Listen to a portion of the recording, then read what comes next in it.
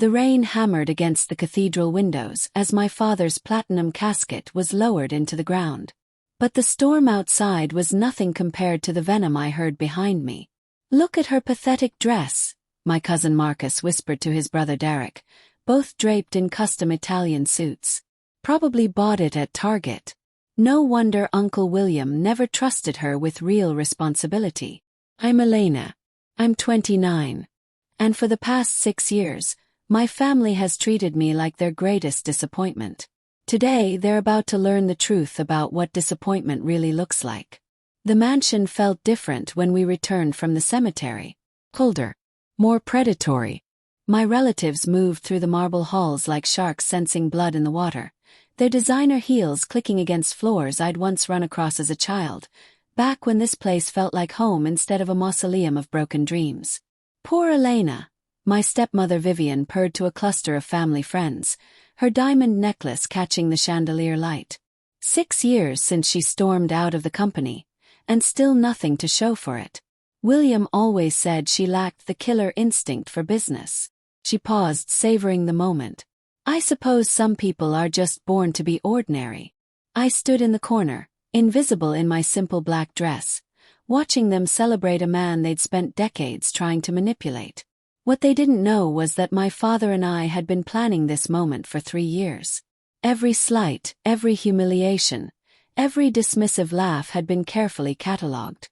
Today was collection day. Marcus, now acting CEO of Sterling Enterprises, raised his champagne flute toward the oil painting of my father. "To Uncle William, who built an empire that will thrive under proper leadership." His eyes found mine across the room, daring me to object. "Leadership that understands what it takes to win." The family attorney, Ms. Richardson, appeared in the doorway like an avenging angel. "If everyone could gather in the study, it's time to read Mr. Sterling's final will and testament." The migration to my father's private study was swift and eager. Marcus claimed the leather chair behind the massive oak desk as if it were already his throne. Derek lounged on the leather sofa, scrolling through his phone with casual arrogance. Vivian positioned herself near the window, silhouetted against the storm outside like some gothic villain. Ms. Richardson opened the sealed envelope with ceremonial precision. "As per William Sterling's final wishes, this will contain several unexpected provisions that must be read in their entirety."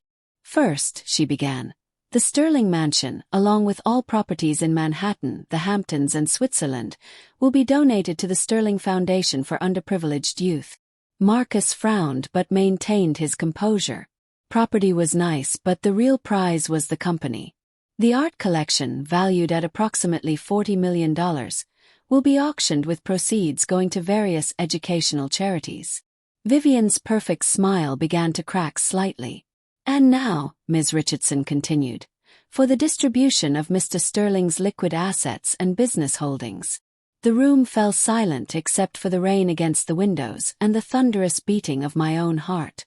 "I leave my personal fortune of $120 million, along with my 60% controlling stake in Sterling Enterprises, to my daughter Elena Sterling." The explosion of shock was immediate and devastating. Derek's phone clattered to the floor. Vivian's wine glass shattered against the hardwood.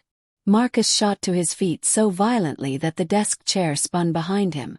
"That's impossible," Marcus shouted, his face flushing crimson. "Elena hasn't been part of this family's business for years. She's been playing at some startup nonsense while living in a studio apartment." I allowed myself the smallest smile. "Actually, I've been rather busy." "Busy doing what?" Derek sneered, though uncertainty flickered in his eyes. "Last I heard, you were coding websites for small businesses." Ms. Richardson held up her hand. "There's more. Mr. Sterling left a private video message for Elena, along with instructions that it be played for the entire family." She produced a tablet and connected it to the study's wall-mounted screen.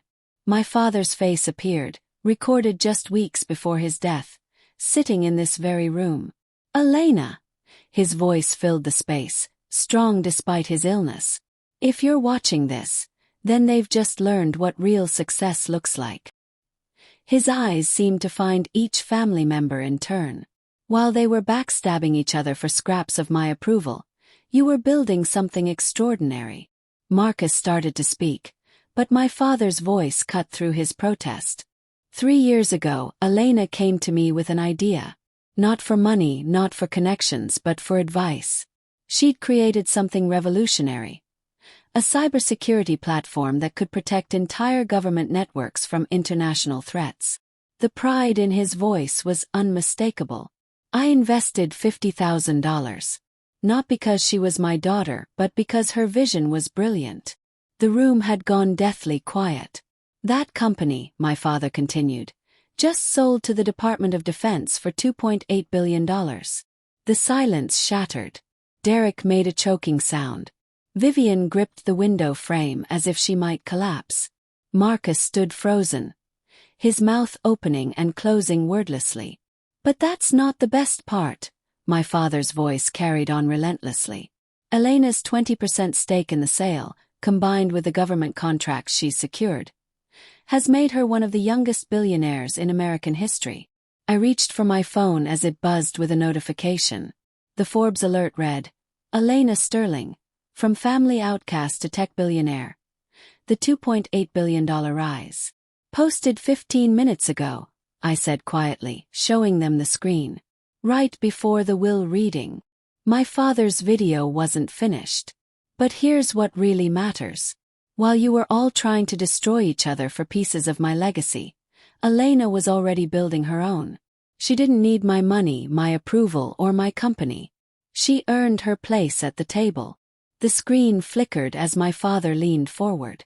And if any of you think you can contest this will or challenge Elena's success, you should know that I've been documenting your activities for years. My stomach clenched as I realized what was coming next. Marcus, those defense contracts you lost through negligence cost the company $400 million. The board doesn't know you falsified those security reports, but they will. Marcus went white as paper. Derek, embezzling from the employee pension fund is a federal crime. The FBI has been building a case for months. Derek stumbled backward into the sofa.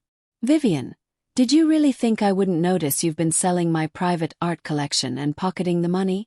The insurance fraud investigation should be interesting.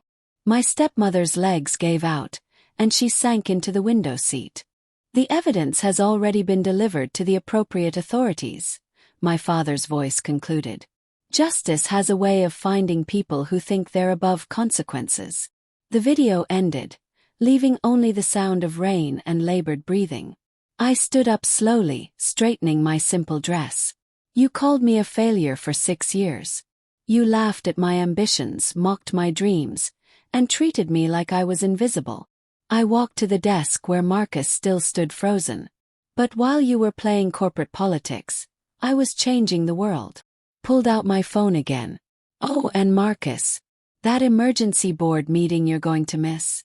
They just voted unanimously to remove you as CEO. Effective immediately. His legs buckled and he collapsed into the chair. The new CEO, I continued, is someone with actual vision. Someone who understands that true success isn't about stepping on family members to climb higher. Paused, savoring the moment. It's me. The shock was total and complete. 3 of the most arrogant people I'd ever known sat in stunned silence, their worlds crumbling around them like castles made of sand. But here's the thing, I said, walking toward the door. I'm not taking the CEO position to prove anything to you. I'm taking it to save the jobs of the 3,000 employees you've been planning to fire next quarter to boost your bonuses. I turned back one final time. You see, real power isn't about revenge. It's about protecting the people who can't protect themselves. It's about building something that matters, not just tearing others down. As I stepped into the hallway, I heard Vivian begin to sob behind me.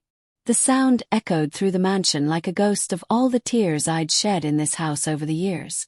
Outside, my driver waited beside the Tesla Model S Plaid I'd bought myself for my 29th birthday. As we pulled away from the mansion, I watched it disappear in the rearview mirror. Not with sadness, but with relief. My phone buzzed with a text from my assistant. The Sterling Foundation paperwork is ready for your signature. We'll be able to fund scholarships for 10,000 underestimated young entrepreneurs next year. I smiled, typing back. Perfect. Let's change some lives. The rain was finally stopping, and through the clearing clouds, I could see the first hints of sunlight breaking through. It felt like a metaphor, but for once in my life, I didn't need metaphors. I had results. They'd called me the family failure. Today, they learned what failure actually looks like. And tomorrow I'd start building something even bigger. After all, revenge is temporary. But changing the world, that's forever.